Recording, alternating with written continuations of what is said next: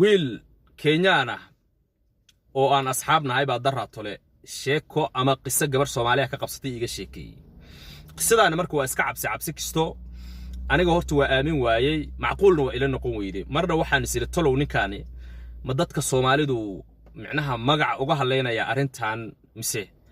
waaba wax dhabka ah oo ula kulmay aniga marba macquul waa ila noqon weeyday waxa uu ninka iga sheekeynaya weligayna waxaan hore u maqlay ma ahan mana arago arinta noocaas weligay kulli xitaa sheeka xitaa kuma maqal in dad Soomaaliyeed oo micnaha kaale taajirala arinta noocaas ay sameeyaan oo kale ninkan baa wuxuu igu yiri gabar Soomaali ah baa isbaranay yiri oo aan social media iska baranay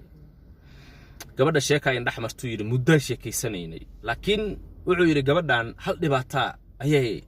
haysatay buu yiri gabadha hal dhibaatay micnaha qabtay micnaha dhibaatadu gabadha ay qabtay waxa ay yiri gabadha banaanka uma soo bixi karto 24 hours gabadha xanuun bay sheeganaysaa buu yiri saacad kasto oo aan gabadha waco mar kasto aan qoraal u sameeyo had iyo gooraal gabadhu waxay dhahdaa waa caajisanahay banaankan oo baxdo xitaa mar allaala marka aan la ballamo oo aan isiraado gabadha kaale arag xanuun bay ii sheeganaysaa buu yiri marka qof xanuun ku sheeganaya macquul ma ahan uu yiri in aan ama raadiyo ama aan ku qasbo inay banaan ku soo baxdo marka wuxuu yiri shaki badan baa igaloo yiri gabadhan family tujaariin ah ay ka soo jeedaa reerkoodu waxay degan yihiin uu yiri Nairobi xaafadaha ugu qaalisan ama dadka tujaariinta xaafadaha ay Nairobi ka degan yihiin bay reerku degan yihiin gabadha laakiin waxaan isweydiiyay yiri gabadha reerka noocaana ka soo jeedo waay xanuun u sheeganaysaa mar walba maxaa dhaqtar loo geyn waay marka wuxuu yiri gabadhi baan wareystay yiri maxaa dhaqtar u tagay weeyday xanuunkaaga muxuu yahay waay mar walba xanuun u sheeganaysaa gabadhi marka wuxuu yiri mar allaala markaan wareystay way arin ii sheegtay yiri arinta asaga naftiisa marka hore fajac ay ku noqoto waa aamin waay in qof Soomaali ah oo islaanimo sheeganayo arinta noocan uu sameeyay asa naftiisa he could not believe yani waa aamin waay arin naftiisa soo ay sheegay micnaha wuxuu yiri marka gabadhi wuxuu igu tiri yiri warniyahow sababta aniga aan banaanka ugu bixila ahay marka wuxuu yiri gabadha aabaheedna waa xanuunsan yahay buu igu yiri oo aabaheedna dhin pressure ba inta ku dhuftay oo gacan iyo lug isku dhinac ah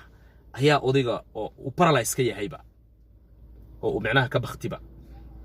pressure ba ku dhuftay hooyadina sidoo kale mar walba hooyaday ba dhakhtar aadi wax si iraahdo hooyadii nafteeda xanuunsan yiri marka wuxuu yiri gabadhi markaan wareystay waxay ii sheegtay buu yiri niyo aniga hooyaday iyo aabahay waxay ku jiraan teamkan feminismka oo kale oo shaydaanka caabudo ayay ku biireen uu yiri bay gabadhi ninka u sheegtay haye marka ay ku biirayeen marka oo qolooyinka shaydaanka caabudo ba waxa lagu xujiyay ama shaydaankii uu yiri qolooyinkaas ay ku dhaxeen hadii aad rabtaa inaan ugu soo biirtaan sababta aan ugu soo biiraysaan ay tahay in aad hantiilayaal noqotaan oo hanti heshaan caruurtiina kan aad ugu jeceshihiin oo kale caruurtiina kan aad ugu jeceshihiin waa inaad ugu soo wareejisaan oo noo hadiyeysaan micnaha waxa ay u yaqaaniin oo kale sacrifice-ka marka waxay tiri hooyada iyo aabahay anay shaydaanka ii hadiyeen micnaha oo ay siiyeenba marka sida darteed aniga hadii aan banaanka u baxa waa xanuunsanaya ama reerkayni oo micnaha businesskii anaga aan lahayn ayuu dhibaato soo gaaraysa marka sida darteed niyo banaanka oo bixi karo nimankaasa micnaha waxa weey ii sheeg maskaxda iga haysto aniga intaan guriga joogo okay baanahay banaanka hadii aan u baxa dareemaya ama aan isku dayo arintan yani in aan marka isku dayo tiri xitaa in arintan aan ka dhaxbaxa oo kale caqabadooyin badan baan maraya waa xanuunsanaya waa suuxaya marka niyo problemkaas ay haysto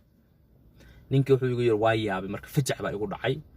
waxaan bilaabay yiri marka gabadhii inaan dib ugu gurto micnaha oo aan nambarkeeda blog saaro oo ayda dhan ilaawo social media meeshii iska baran meel kasta aan ka blogo aan delete gareeyo marka ka warnu yiri marka dadkiina Soomaalida oo muslimiinta ah waay waxaas u galaysa anagoo gaala ahba inta badan waxaas waa ka baqnaa marka arinta marka fajac ila noqoto ilaa hadda waa aamin la ah marka ilaa hadda qof Soomaali ah inuu caruurtiisa waxa ku sameyn karo